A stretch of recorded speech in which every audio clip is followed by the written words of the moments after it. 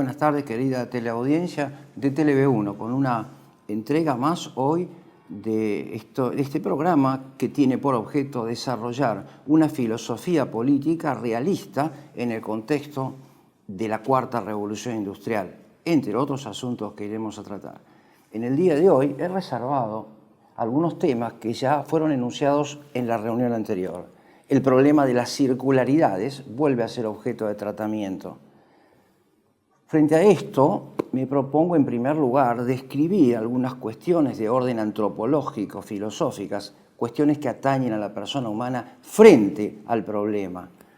En segundo lugar, las actitudes propias que debemos asumir o que somos requeridos asumir por este avasallamiento, como dice el señor Klaus Schwab, como un tsunami de la Cuarta Revolución Industrial. Posteriormente nos referiremos al problema del tránsito de la persona humana hacia esa nueva totalidad que se llama precisamente Cuarta Revolución Industrial, o bien el Estado mundial totalitario hacia el que esta Cuarta Revolución Industrial, o bien Revolución 4.0, nos conduce, según ellos, de manera irreversible. Y por último, en la segunda parte, analizaremos lo que considero las falsas respuestas, reservándonos algún párrafo conclusivo para la respuesta que considero apropiada frente a esta hora gravísima de la historia de la humanidad, que es, en definitiva, historia de la salvación.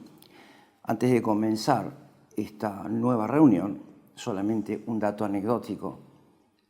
Vengo de visitar una iglesia muy vecina a los estudios de TV1 y providencialmente un señor me entregó una imagen con la oración de San Miguel Arcángel, quien es nuestro defensor en las batallas y al cual invocamos junto con la Santísima Virgen, precisamente no solo para que nos defienda en la batalla, sino para que ilumine nuestro entendimiento, el mío y el de ustedes, a los efectos de poder dialogar y encontrarnos en la verdad.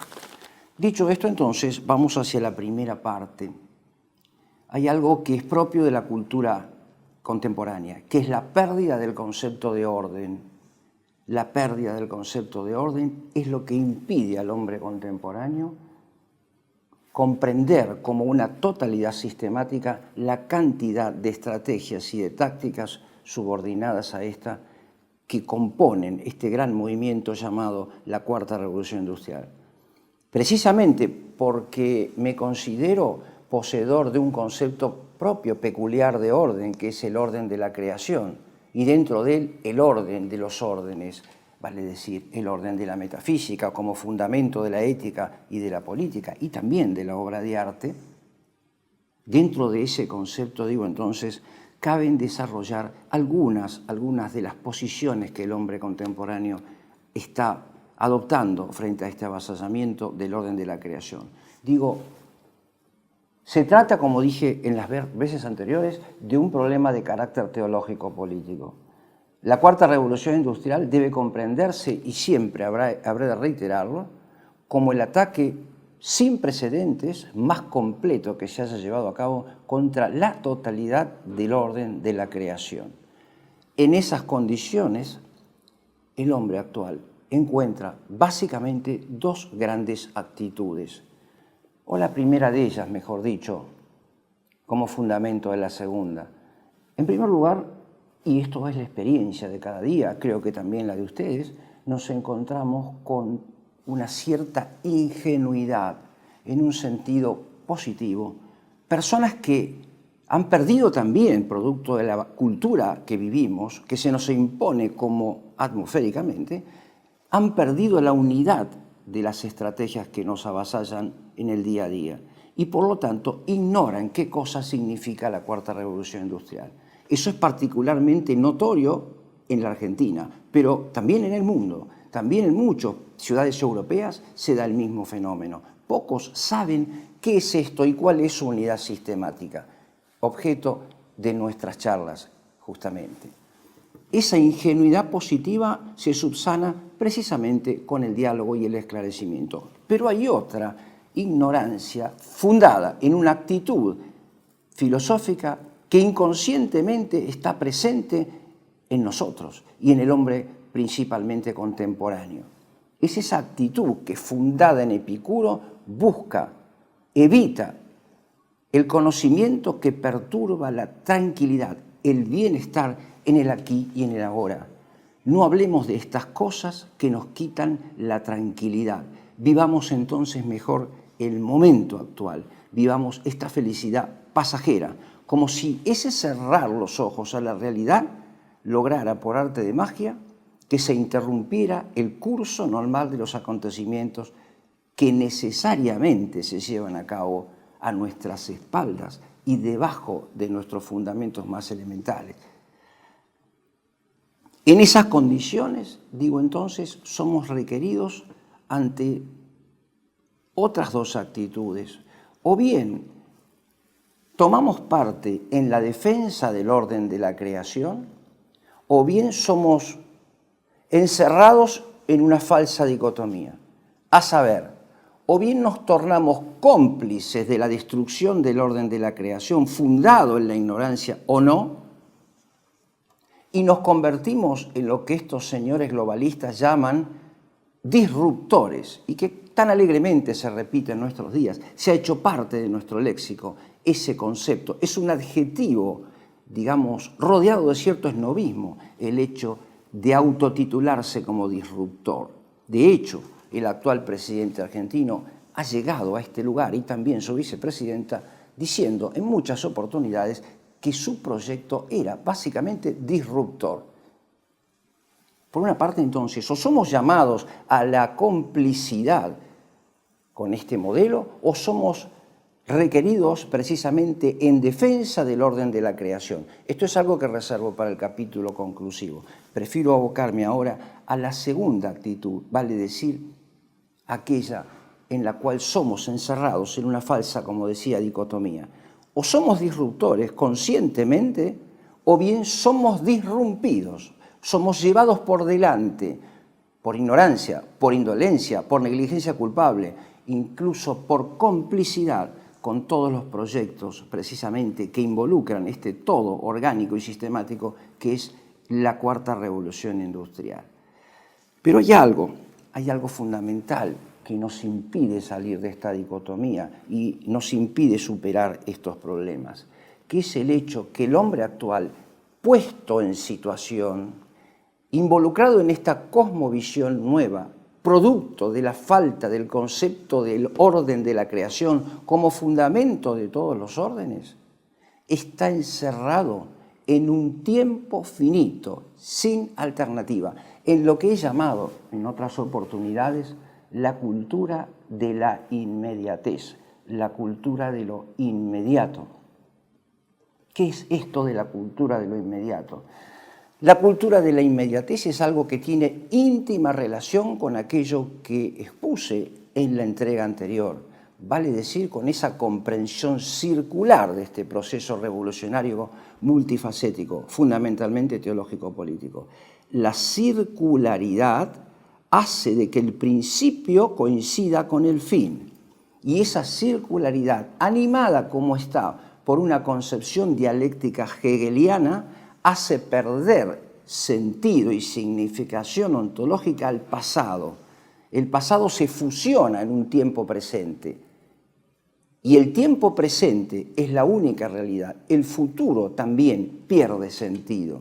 Es el caso de las utopías políticas, que siempre miran hacia un futuro incierto. No les interesa el pasado. Su movimiento, como he dicho en la entrega anterior, es circular.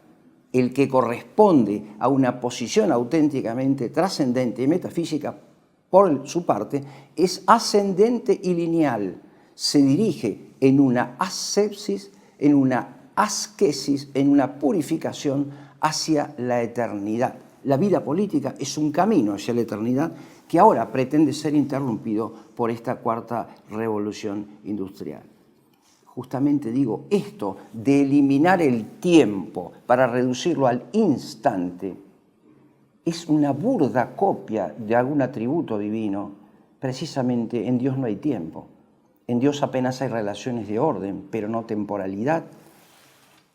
El hombre de la Cuarta Revolución Industrial es llamado precisamente a imitar a Dios en la medida en que pretende no tener tiempo, sino vivir en la presencia constante de un nuevo orden. Es paradójico hacer notar alguna cuestión lateral que tiene que ver con este enfoque introductorio antropológico-filosófico.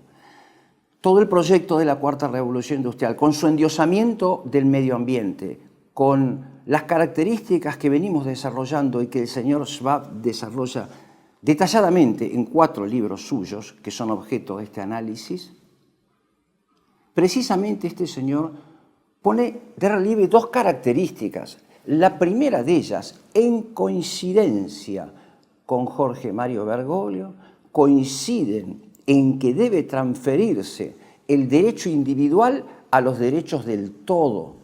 El hombre ha demostrado su incapacidad para vivir en la casa común. Casi estoy parafraseando a Bergoglio con esta expresión. El señor Carlos Moreno, ingeniero de las ciudades de 15 minutos, lo va a denominar conductas antropógenas. Nos hemos comportado mal y, por tanto, procede una rectificación del todo que corrija nuestras conductas y las reencauce para orientarlas en esa nueva divinidad que es el medio ambiente, un orden de la creación ceñido a la pura temporalidad. En la pastoral de Jorge Bergoglio esto recibe el nombre de antrópico, conductas antrópicas negativas que han dañado suficientemente la casa común y que ahora deben ceder su lugar a una autoridad supraestatal, transestatal, pero humana al mismo tiempo, que corrija estas conductas. Pero al mismo tiempo, y aquí lo importante, y por eso traigo a colación estas 2 características, en el contexto de estas reflexiones apenas introductorias, al mismo tiempo el señor Klaus Schwab y todo su séquito de sus intelectuales o pseudointelectuales no se cansan de proponernos medidas engañosas que nos conducen a la más radical esclavitud espiritual y material, mediante el concepto inscripto en una narrativa de la que también hablé en la entrega anterior, que lleva el rótulo de empoderamiento, palabra también ya incorporada a nuestro léxico. Se pretende, con las estrategias de la Cuarta Revolución Industrial, el empoderamiento de la persona humana. Vale decir, se pretende empoderar a aquel mismo que ha hecho mal uso del poder que tenía. Como dice el señor Klaus Schwab, como decimos en el recto sentido común también, y en esto estamos de acuerdo, el diablo está en las cosas menores. Aquí está la marca precisamente del demonio. En un segundo momento pretendo estudiar, analizar con ustedes de qué manera se produce, mejor dicho, responder a esta pregunta, de qué manera se produce entonces el pasaje de este hombre sumergido en la angustia y en el miedo, encerrado en la inmediatez, en la pura inmanencia, en una circularidad que siempre retorna al principio, pero no al principio trascendente, sino al puro principio de la inmanencia. ¿Cuál es entonces el camino propuesto para este hombre que debe incorporarse ahora en una nueva totalidad? He dicho también en anteriores entregas que la inserción de la parte en el todo es un viejo tema platónico. Lo uno y lo múltiple es un viejo tema de la filosofía clásica, completamente modificado en sus conceptos y en su comprensión habitual.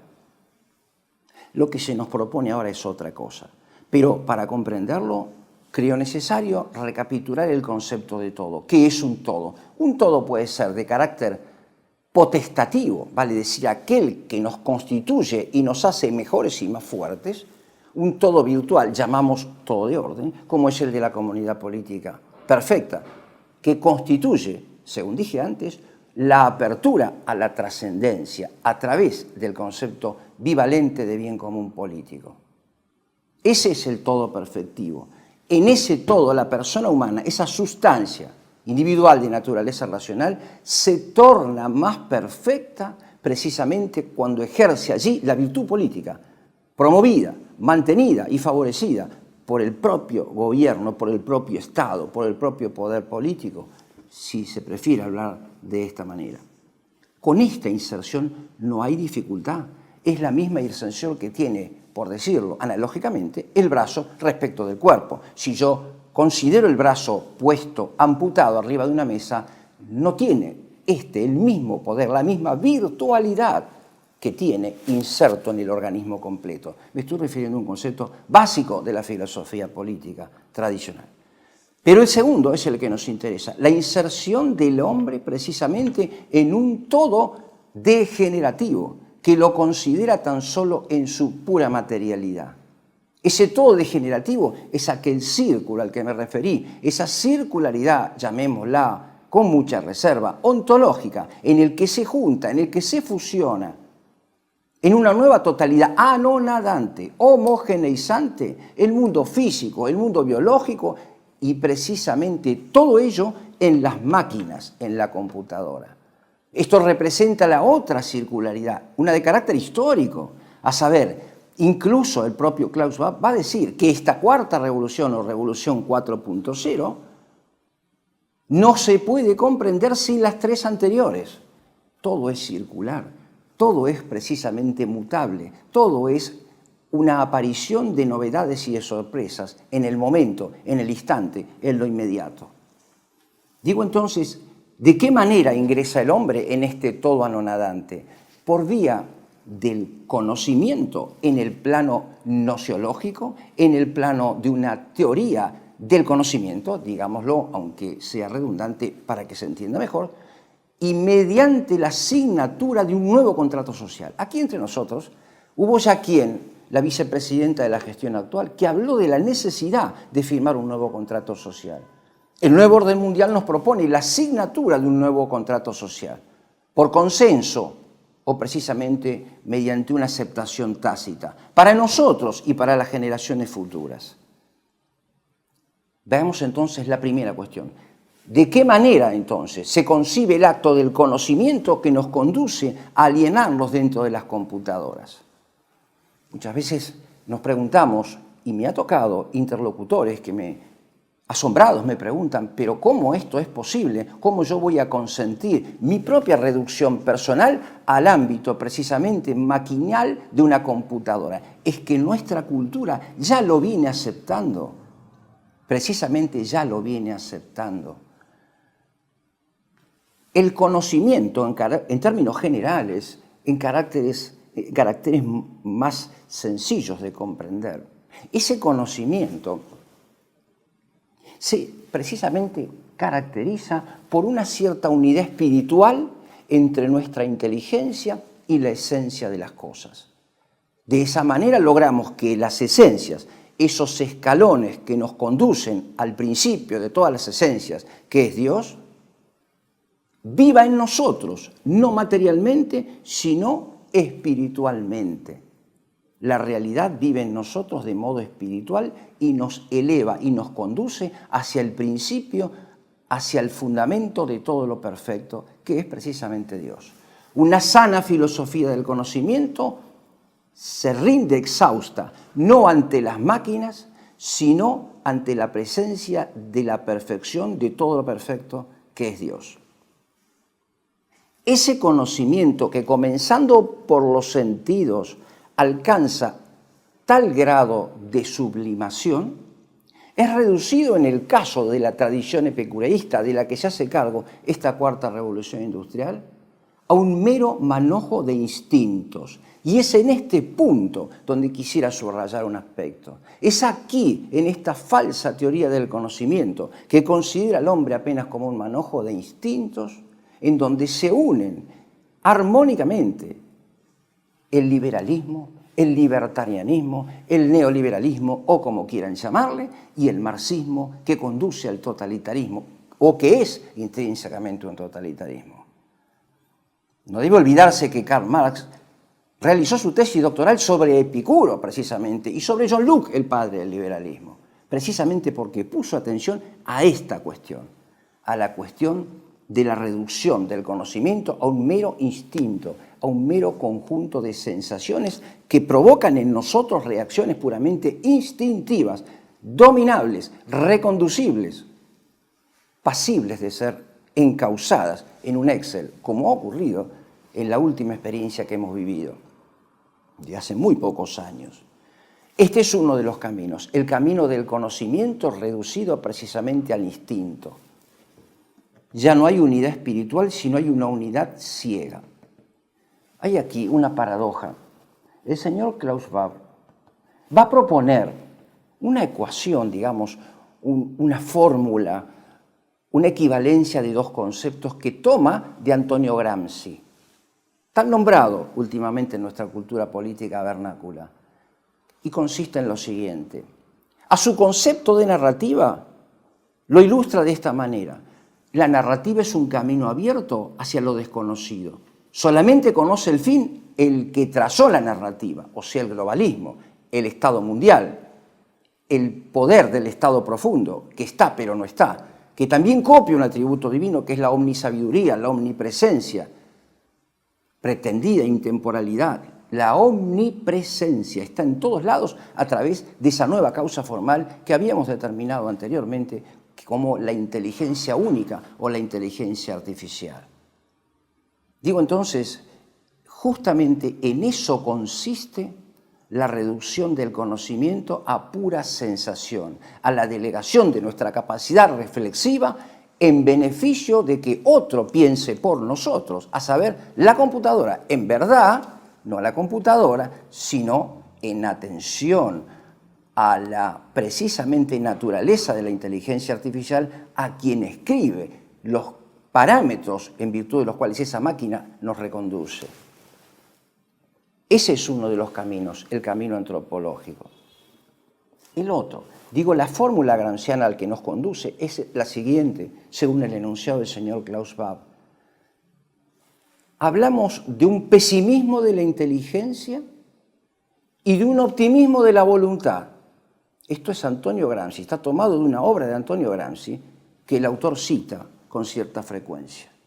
¿Por qué hablamos de un pesimismo de la inteligencia? Porque la inteligencia no participa en la actividad de los instintos, es arrastrada por ella, es arrastrada, ciega detrás del instinto y de la reacción también instintiva frente al hecho real, frente al objeto real.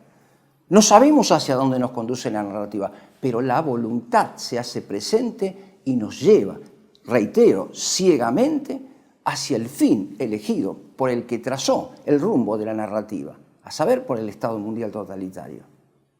Reitero, pesimismo de la inteligencia y optimismo de la voluntad. Es la aceptación de este postulado en donde Klaus Schwab muestra la unidad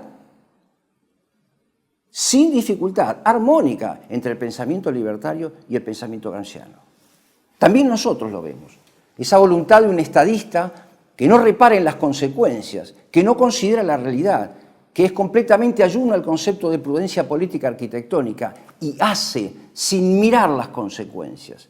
Pretende imponer un modelo al que le llaman ley ómnibus, ley tren, o como quieran llamarle, o ley de Mayo, o acuerdo de Mayo, como quieran decirlo, con perjuicio de las circunstancias y fundamentalmente de las consecuencias. Eso es la quinta esencia del pensamiento gramsciano, del que se hace cargo el señor Klaus Schwab. Desde el punto de vista entonces del conocimiento, en pocas palabras se podría resumir así: el pasaje de la persona humana, hundida en la inmediatez, a un rumbo desconocido al que se le llama Cuarta Revolución Industrial y más aún Estado profundo o Estado mundial. Frente a esto, cabe ahora abrir el segundo interrogante. Entonces, ¿pero qué ocurre dentro de ese todo? ¿Qué pasa dentro de este todo al que llamamos ahora la fusión de lo biológico y lo físico en las computadoras? Un todo circular, como dijimos anteriormente. Recapitulando entonces los temas de esta primera parte, diríamos, el hombre se encuentra en la pérdida del concepto de orden. No alcanza a unir sistemáticamente todos los frentes de ataque que están avasallando, que están liquidando la dimensión espiritual e incluso biológica de su persona. Y frente a ello, se lo obliga en el miedo y en la angustia que le produce el desarraigo del que también hablé en la reunión anterior, se le obliga a tomar partido en favor o en beneficio de la cuarta revolución industrial, en favor o en beneficio de la disrupción. Este concepto de disrupción trae algunas dificultades hermenéuticas. Desde el punto de vista etimológico tiene que ver con su origen latino, que significa, sin más, ruptura con el pasado. Cabal ruptura con lo anterior, con lo que ha sido transmitido, con la tradición. Pero desde el punto de vista de la propia hermenéutica de la Cuarta Revolución Industrial y de sus textos y de sus autores, disrupción significa aceleración también. Significa ruptura con el orden lógico y cronológico de los acontecimientos. Disruptores son entonces, por ejemplo, las estrategias bioterroristas, las estrategias que apuntan precisamente a generar el miedo y la angustia a través de la vía sanitaria, farmacológica. Ese ejército de asustadores seriales que constituyen algunos periodistas y algunos profesionales de la salud. Y en estos días lo estamos viendo también. Esas estrategias bioterroristas que nos conducen sistemática, ordenadamente, a la inserción también del Estado mundial. Y que se desglosarían en esta y en otras estrategias más. La geoingeniería, precisamente, los movimientos físicos, los cambios climáticos que se avecinan y que ya están siendo anticipados por los grandes arquitectos de esta cuarta revolución industrial. Por lo tanto, para cerrar un poco esta primera parte, creo que es injusto, como lo dije también anteriormente, reclamar cierta incompetencia, protestar contra la incompetencia de un gobierno al cual la economía se le va de las manos. Nada se está yendo de las manos. Todo se está cumpliendo rigurosamente conforme a un plan. Esta no es la obra de improvisados, esta es la obra de verdaderos cómplices y de arquitectos enemigos del orden querido por Dios. Creo que con estas palabras se podría redondear esta primera parte y dar lugar a una pausa para continuar con lo que nos falta tratar. TeleV1 se complace en anunciar que estará transmitiendo en su canal TeleV1 Clips valiosos programas emitidos antes de la censura sufrida. El lienzo prohibido, El revés del derecho, Combates por nuestra historia, Disenso, Historias de Malvinas, entre otros que podrán encontrar en este enlace.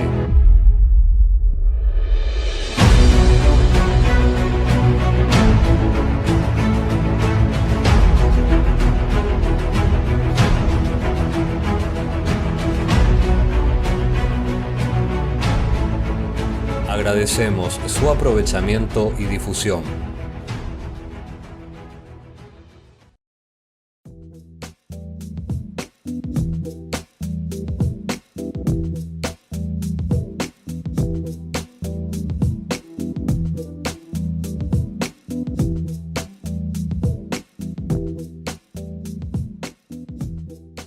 Decir siempre la verdad primero tiene un precio. Dependemos de tu ayuda.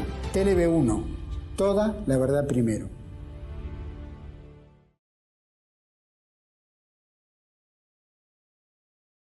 Comenzamos entonces en esta segunda parte con la profundización de este pasaje de la persona humana, de la cual ya habíamos tratado a propósito del problema del conocimiento, pero ahora, en su situación frente al requerimiento de un nuevo contrato social.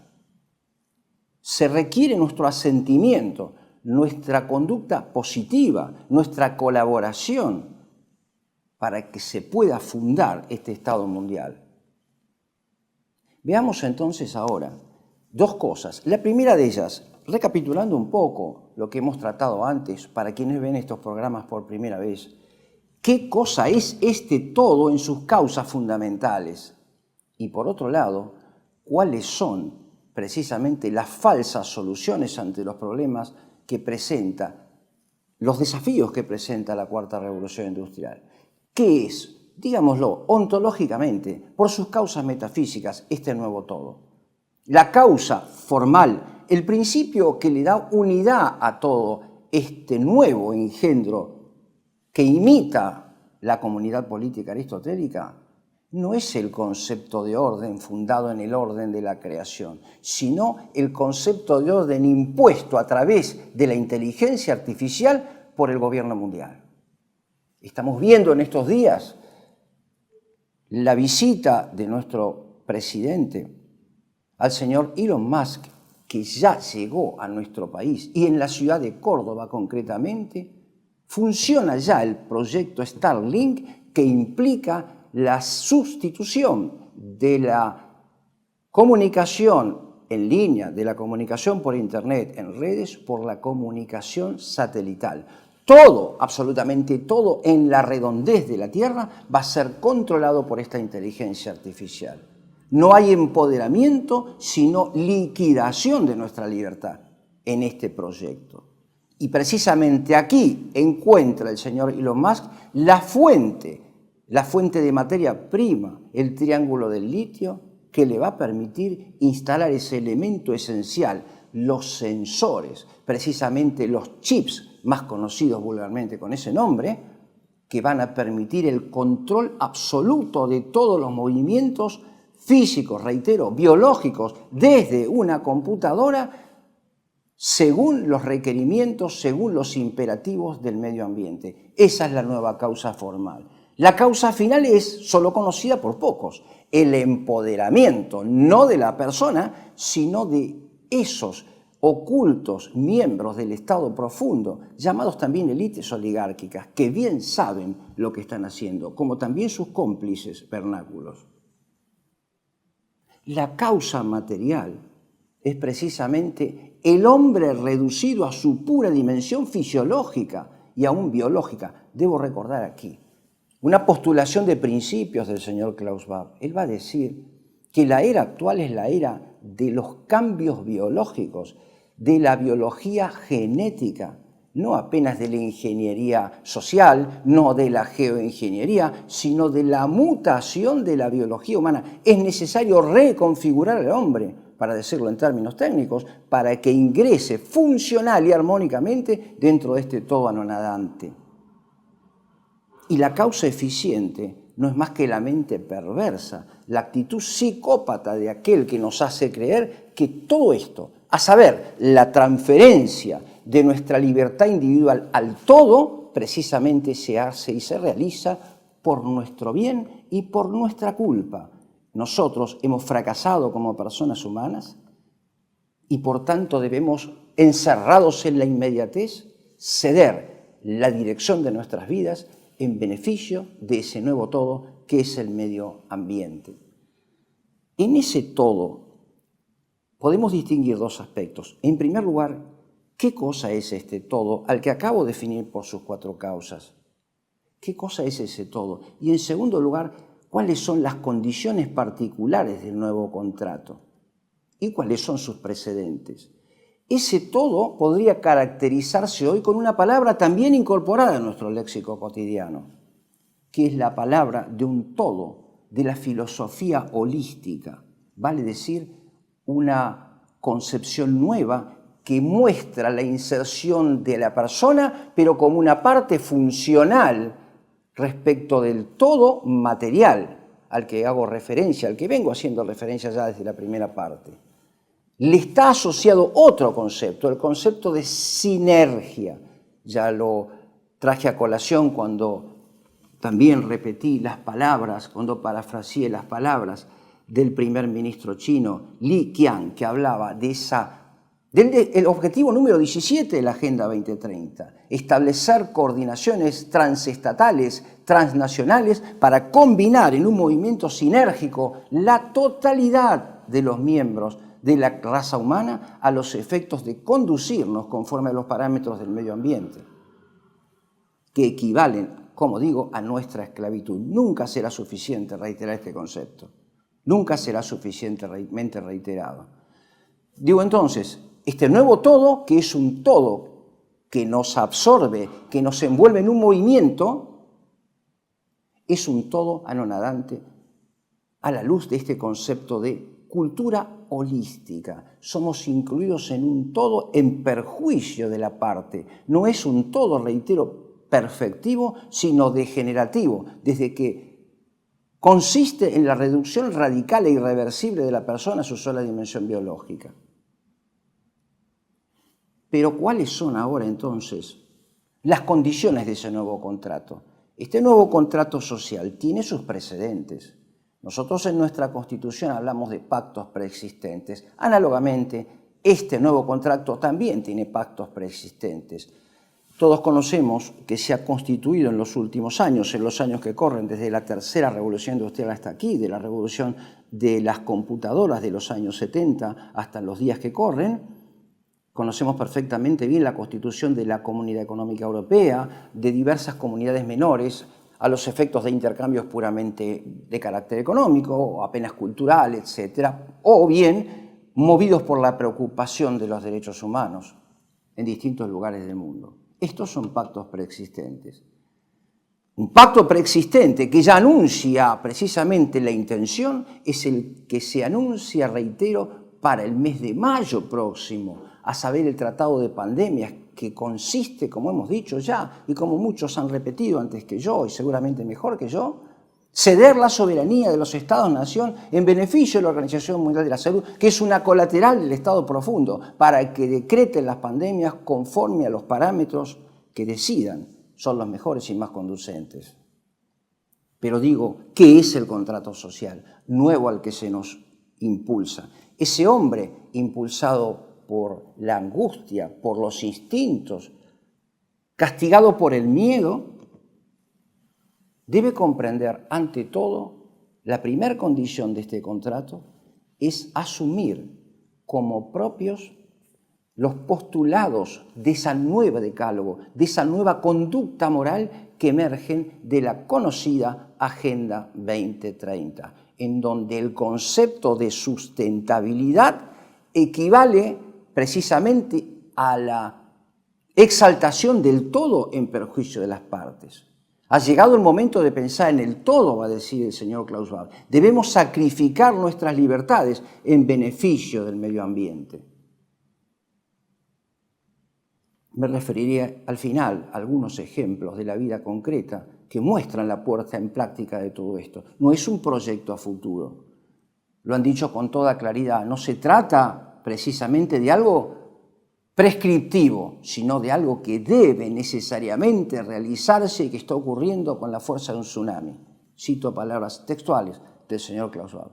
La otra condición del contrato, aceptar la mutabilidad de todos los conceptos, la velocidad de la vida y precisamente la reducción al instante de todo cuanto ocurre. Debemos comprender y debemos asumir como propio precisamente ese mutar permanente de las cosas y de los conceptos. No estamos seguros de nada, todo puede cambiar intempestivamente siempre para nuestro empoderamiento.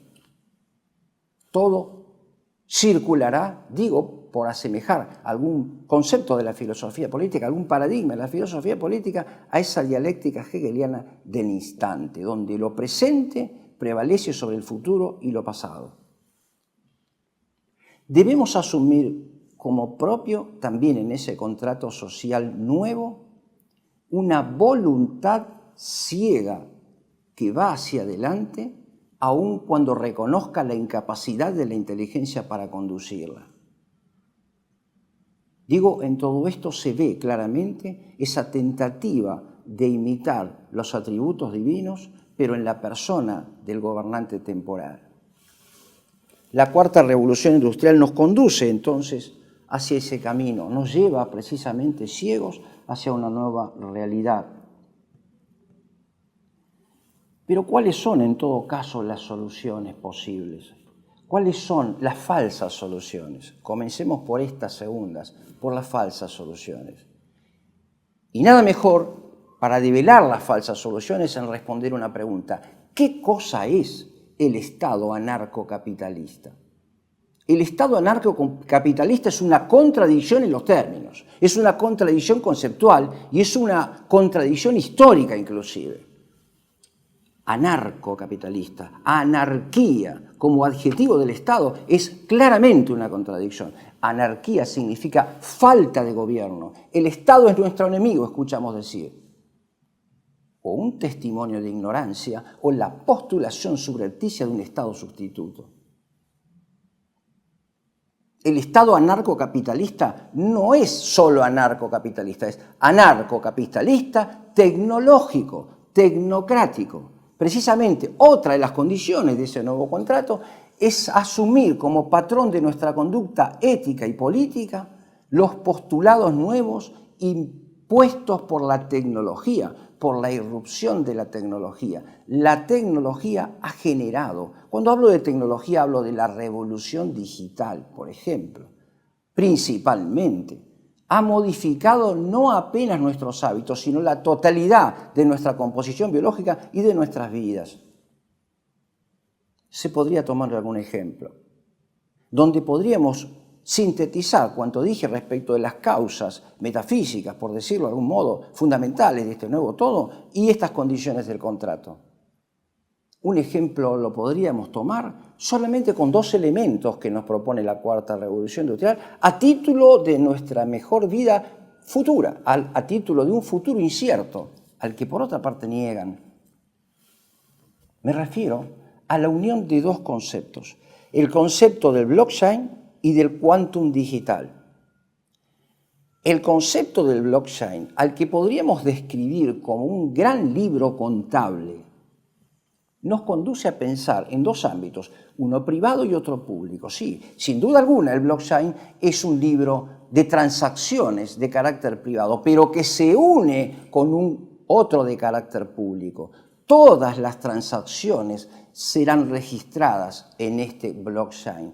Y la socia que permite la ejecución de ese control radical es la criptomoneda, que implica la desaparición del dinero en efectivo, que implica la liquidación de nuestra soberanía personal, o bien dicho, de nuestra libertad de decisión, de nuestra libertad de determinación.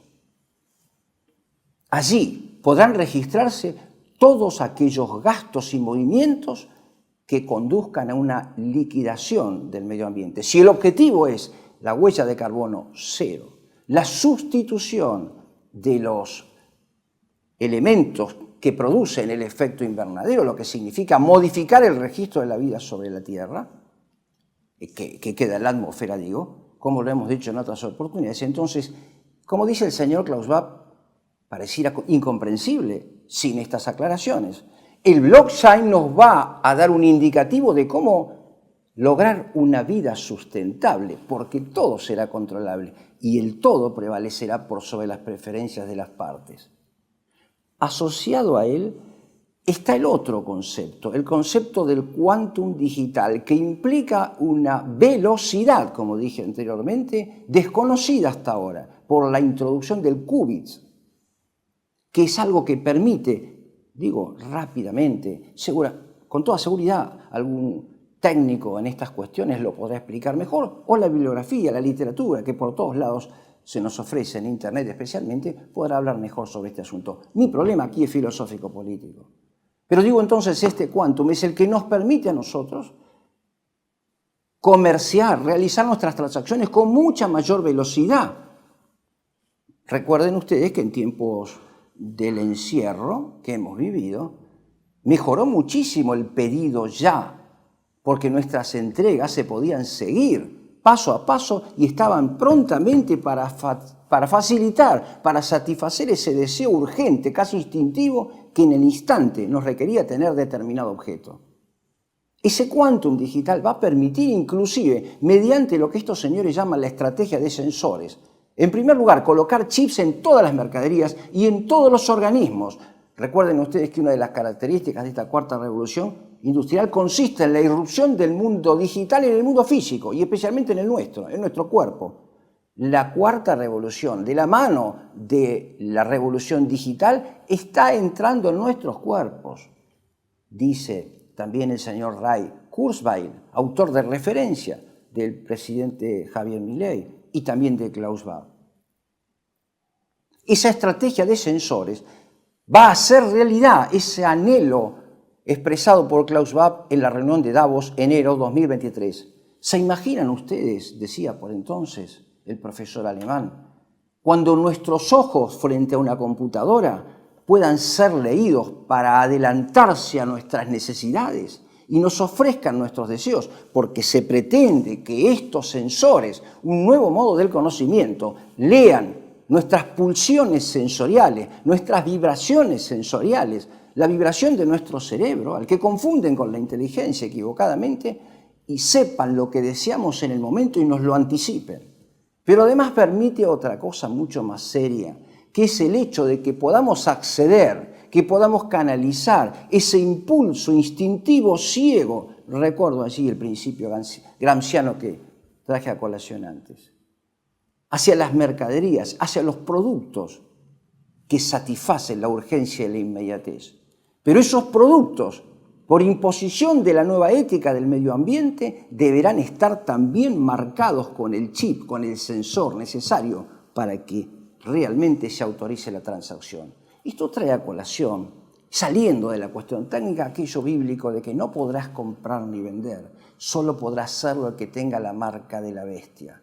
Y la marca de la bestia está allí, en el todo sensorizado, en los chips que rodearán la vida y que incluso involucran nuestra propia estructura biológica. ¿De qué manera se puede controlar esto? Bueno, han surgido dos ramas, una jurídica y la otra ética, que permiten controlar el comportamiento antropógeno, el comportamiento del falso empoderamiento al que había hecho referencia al principio. Digo, han surgido ramas nuevas de la ética digital. ¿Qué es la ética digital? La ética ambientalista, la ética del blockchain, es aquel comportamiento, la ética del blockchain, que penaliza, que nos indica, o bien nos indica en sus aspectos positivos, qué podemos comprar y vender conforme a la necesidad sustentable de no producir más daño en el medio ambiente. El consumo de carne, por ejemplo, prohibido y restringido por un postulado taxativo de Klaus Schwab. Evitar la extinción de las especies, no invadir más los espacios animales, porque la respuesta de la invasión humana al mundo animal trae como consecuencia lo que hemos vivido, según ellos, en los últimos 3 o 4 años. ¿Qué otra consecuencia puede acarrear esto? ¿Cómo se puede controlar? Mediante la ética digital que controla, y este es el gran tema del Davos 2024, que controla las narrativas contrarias que ellos llaman el fake news. El fake news es esa narrativa esclarecedora que denuncia las intenciones del globalismo. Será penado como un delito toda narrativa o toda aclaración, todo esclarecimiento que contraríe, que ponga blanco sobre negro las intenciones del globalismo. Pero precisamente esto se logra, reitero, mediante lo que llaman la estrategia de plataformas. Un algoritmo, nos dicen, va a realizar cálculos para que nuestras criptomonedas convenientemente invertidas nos ofrezcan una mayor ganancia porque calculan más rápido que nosotros dónde y cómo invertir. Nos están proponiendo ceder nuestra aptitud del discernimiento en favor de los algoritmos. Algo de esto ya viene ocurriendo, precisamente con ese cálculo matemático que hay detrás del nuevo modelo educativo de la Cuarta Revolución Industrial y que está puesto en boga precisamente en Singapur y en Shanghái como ciudades modelo. China, precisamente, es el mejor modelo en el que se unen pacíficamente el capitalismo llevado a sus últimas consecuencias, el capitalismo estatal, que es la última fase del liberalismo, con el marxismo y con el totalitarismo avasallador de las libertades personales. Digo entonces, este modelo es hacia el que nos conduce el nuevo contrato social. Si continuamos un poco más adelante, podremos ver que han surgido también nuevas disciplinas jurídicas, principalmente el derecho penal internacional, que fundado en esta nueva ética, penaliza los derechos o la violación de los derechos digitales del medio ambiente, vale decir, se perseguirá a aquel que difunda noticias falsas a través de Internet contrarias al relato del nuevo orden mundial, del Estado profundo. Para ir un poco redondeando, vale la pena meditar sobre algunas ayudas, algunos colaterales que recibe este Estado anarcocapitalista tecnológico. El Estado anarcocapitalista tecnológico es el Estado gobernado por la inteligencia única. Es el Estado que comenzará a ejercer sus funciones ejecutivas con la instauración del proyecto Neuralink en el mundo y especialmente en nuestro país. Pero lo curioso es que producto de aquellas ignorancias de las que hablé en la primera parte, el Estado anarcocapitalista tecnológico cuenta con colaboradores supuestamente alineados entre los defensores de los derechos de Dios sobre la creación. Tal vez no sea propio hablar de los derechos de Dios, sino sobre el orden de la creación. Me refiero, como lo hice en la vez anterior, a la llamada falsa nueva derecha, que a través de una revolución cultural o de una contrarrevolución cultural embandera a la juventud en los mismos parámetros de la cuarta revolución industrial o de la revolución 4.0. Promulgan jóvenes a veces ingenuamente soluciones contra la irrupción del grancismo partiendo del liberalismo. Y además aceptan como camino estratégico la inserción de la vida digital, el encuentro con otras culturas a través de la digitalización. Hay que decirle a estos jóvenes que esto es un engaño por dos motivos. En primer lugar, porque el liberalismo nunca fue una opción contraria al marxismo totalitario, sino su causa precedente, sino su útero espiritual, su útero ideológico, para decirlo todavía más radicalmente. Y la segunda cuestión que hay que decirles es que precisamente esto que está ocurriendo los conduce a una alienación de la cual despertarán cuando ya sea demasiado tarde. Quisiera traer a colación ahora lo que he traído, que me ha llamado la atención en el día de hoy, es una página del diario La Nación, en el cual en una de sus hojas impares, que son las que más se leen, aparecen estratégicamente ubicadas dos noticias. La primera tiene que ver con una mujer multimillonaria en Vietnam, en la ciudad de Ho Chi Minh, de nombre My Lan. My Lan separado, ¿no? Esta señora habría producido un fraude contra un banco y por eso es condenada a la pena de muerte. Es un ejemplo de honestidad, entre comillas. Pero curiosamente debajo aparece otra noticia. Atentos los disidentes, atentos los que esclarecen, atentos aquellos que no tienen miedo a la cuarta revolución industrial, sino solo a Dios. Se relata el caso, y aquí aparece con lujo de detalles, de un fallo del Estado argentino que promueve un cierto resarcimiento espiritual en favor de la señora María del Carmen Senem de Bussi. Esta señora, ya fallecida, en el año 2019, se presentó por allá por los años 1993 ante un tribunal de familia, afligida por el azote de la droga sobre uno de sus hijos, pidiendo la judicialización de este caso para que la justicia ayudara a sobreponerse a este hijo del flagelo, de la droga. La señora se presenta a un tribunal de familia. La jueza de familia que la atiende, atento a los disidentes, mensaje para los disidentes, unido con el caso anterior de la mujer esta que estafó supuestamente al banco y por eso ya fue condenada a la pena de muerte. La jueza, escuchando el relato de esta señora que hablaba de su hijo y por el bien de su hijo, decide realizarle una pericia psiquiátrica. El resultado de esa pericia, que se realizó, según reza en esta noticia del diario, apenas pocos minutos, decidió derivarla a un establecimiento de internación psiquiátrica, donde la señora permaneció los primeros 15 días en completo aislamiento y en condiciones sumamente precarias de vida. No tuvo allí ningún tipo de control y fue conducida allí mediante engaños, según la noticia que sale hoy en Nación. Cuando la señora recuperó su libertad, justamente comenzó toda una causa que acaba hoy con este pedido de disculpas. Pero la noticia no dice absolutamente nada acerca de aquel hijo, en virtud del cual la señora se presentó y para el cual pidió auxilio. Es importante observar, para comprender el sentido profundo de estas dos noticias, la modificación profunda que promovía o que tal vez promueva el Pacto de Mayo o la Ley Ómnibus en materia de salud mental.